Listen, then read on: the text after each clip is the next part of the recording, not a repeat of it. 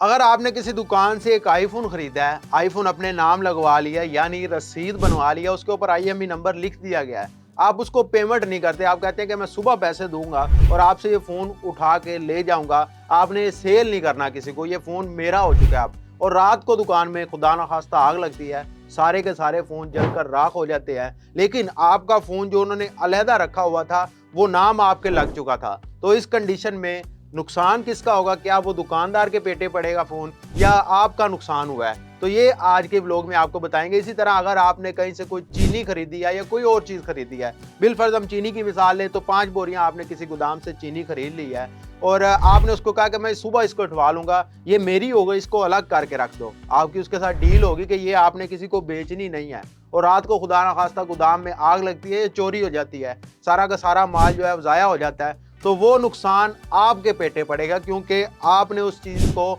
अपनी मलकियत करवा लिया। आपने ये उसको कह दिया है कि ये आप किसी और को नहीं बेच सकते। बेशक आपने उसको पेमेंट नहीं की, आपने ये कहा कि कल मैं चीज़ उठाते हुए आपको पेमेंट कर दूंगा, अभी मेरे पास पैसे नहीं है, तो वो अमाउंट क्रेडिट में ज़रूर जाएगी, लेकिन जो आपने माल खरीद लिया आपके नाम हो चुका है तो वो नुकसान भी आपका जाएगा। कानून ये कहता है कि जिसकी मलकियत है नुकसान उसका है। हाँ, अगर आपका ये एग्रीमेंट उसके साथ हुआ है, आप ये चाहते हैं कि जब तक मैं चीज़ ना उठाऊं, मैं अपने हवाले ना कर लूं, नुकसान हो जाए, वो नुकसान मेरे पेटे ना पड़े, तो आपने करना क्या है? आपने ये करना है कि जब उससे डील करनी है तो आपने ये कह देना है कि जब तक मैं ये चीज़ को नहीं उठाऊंगा, ये चीज़ मेरी मलकियत नहीं है, जब मैं पैसे दूंगा तब ये चीज़ मेरी मलकियत होगी, अभी ये आपके हवाले है। बिलफर्ज आपने वो चीज़ ले लिया, उसकी पैकिंग करके अलग से रख दिया जाता है, तो वो चीज़ आपकी है, आपकी मलकियत हो चुकी है। अगर नुकसान होता है तो वो नुकसान आपके पेटे पड़ेगा, कानून ये कहता है। तो आपको करना क्या है कि जब भी कोई चीज़ लेनी है उसको बता देना कि जब तक मैं पेमेंट नहीं करूँगा ये चीज़ मेरी नहीं होगी, जब मैं पेमेंट करूँगा